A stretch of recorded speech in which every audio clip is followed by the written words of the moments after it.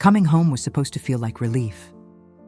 After a whole semester away, living out of crammed suitcases and surrounded by strange accents, all I wanted was to sink into my couch and breathe in the musty smell of the old curtains my mom never let me replace. But the moment I arrived, the ground gave way beneath me.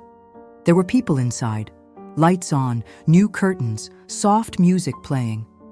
My key didn't work. For a second, I thought I had the wrong address.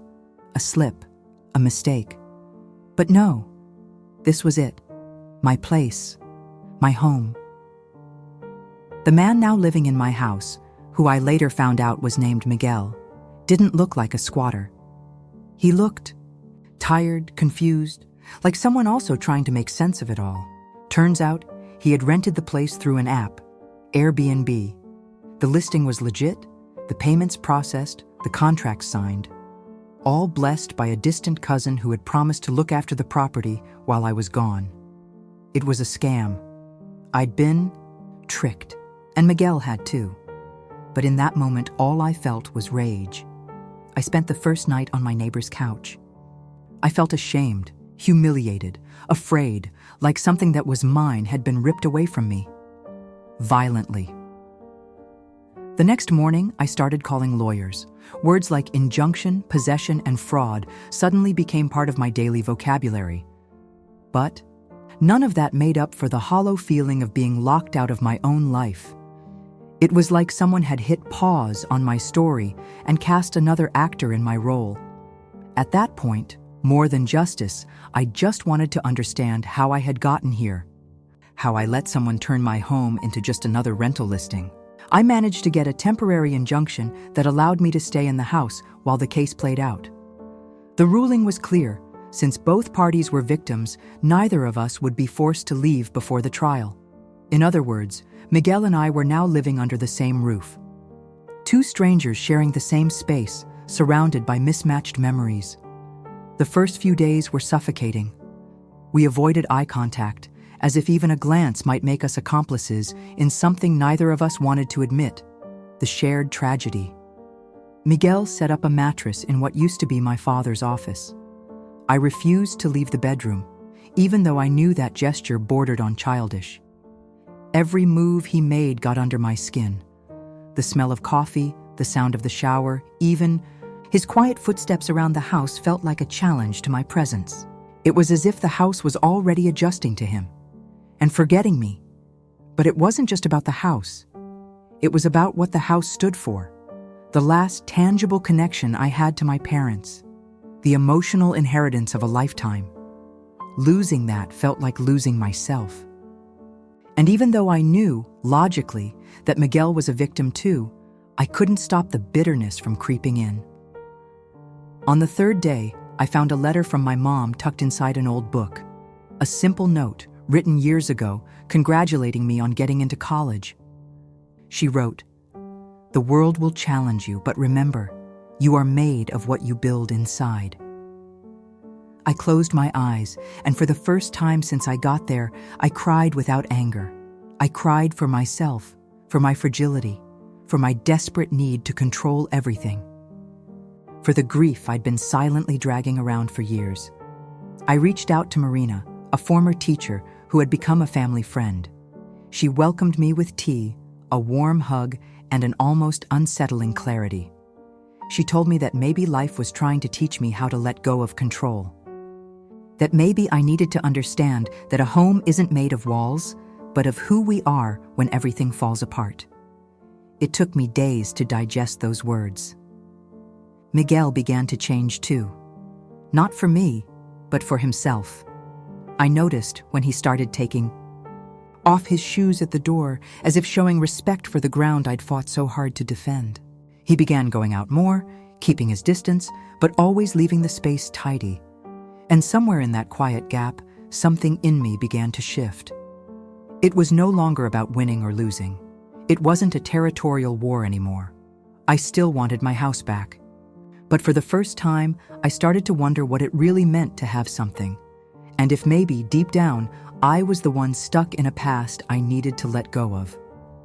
It was just another morning, One of those when the city feels even grayer than usual, that I noticed the boxes in the corner of the living room for the first time. Miguel had left them there, stacked up like he didn't have the courage to deal with the mess. Like he still hadn't decided if this place was temporary or permanent. Something in me wanted to ask, but I didn't.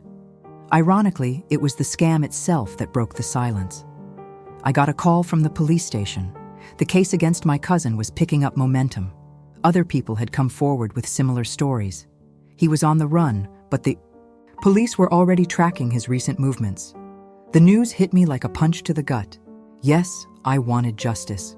But more than that, I wanted to understand how someone from my own family could sell off my memories for money. That's when Miguel spoke about his daughter, for the first time. I wasn't expecting it. We were having coffee on the porch, a forced cohabitation that was slowly becoming a routine. He was staring off into the distance, and I barely noticed when his voice changed. He said he had a 5-year-old daughter, Clara, that he hadn't seen her in almost a year since the divorce, that he had tried to fight for custody, but he couldn't hold it together emotionally. He was still broken. I listened in silence. Not because I didn't have anything to say, but because I knew that any response would come off as arrogant. His pain was different from mine, but just as real. And somehow, in that moment, our shattered worlds started to touch, right at the edges.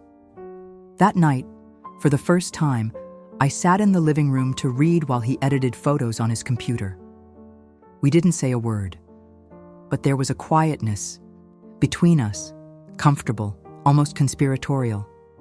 As if, after so much tension, we were finally starting to see each other through the cracks. Sometimes, the biggest turning point in life doesn't come with a bang. It comes with an email. That's how it happened. I opened my inbox one random morning and there it was, a job offer in Portland at a sustainable architecture firm.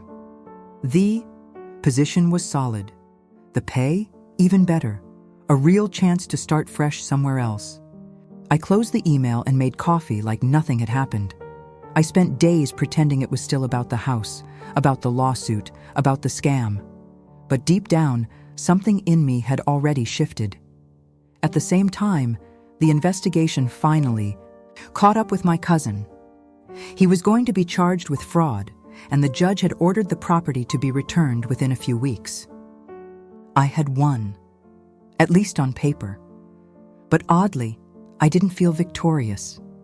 I felt hollow. I looked at Miguel, now a familiar face in the house I once called mine, and saw the paradox. He was leaving too. A nonprofit had helped him find a new place and start reconnecting with his daughter. He was different, more grounded, lighter. Our paths were diverging. It took me a while to realize I wasn't holding on to the house. I was holding on to what it had forced me to see. To the pain Miguel unknowingly helped me uncover. To the memories I had finally learned to face. The night before the final hearing, I sat alone in the bedroom and stared at the shelf where my mom used to keep her old poetry books. I ran my fingers along the worn spines. Everything was still. There, untouched on the outside, but changed on the inside. Just like me. I thought about staying, renovating the place, changing the furniture, rewriting the story. But that's all it would be. A surface-level renovation. The real change was within me, and there was no room for it there anymore. When I told Miguel about Portland, he just nodded. He didn't try to convince me to stay, and that said it all.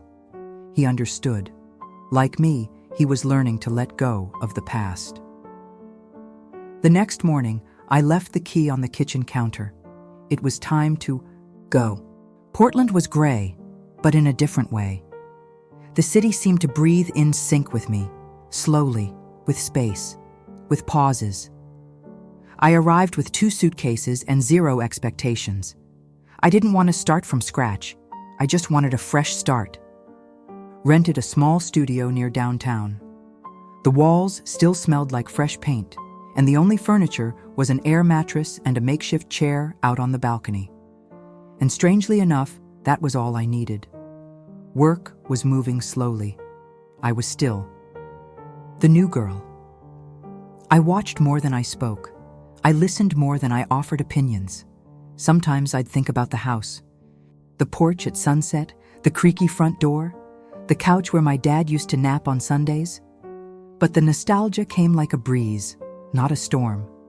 I learned to welcome it, to understand that it was just that, nostalgia, not a calling to go back, not a cry for help, just a beautiful imprint of what once was. Miguel wrote to me a month later, said he was doing fine, living in a small apartment and spending weekends with Clara, that now she liked to draw the house with the angry lady. And then she'd smile and say the lady became her friend. I laughed to myself in the middle of a crowded cafe. Today, when I look at myself, I see a different woman. Not the one who fought to get everything back, but the one who learned how to move forward with less, and somehow gained more than she ever imagined. I didn't need a house to find my place in the world.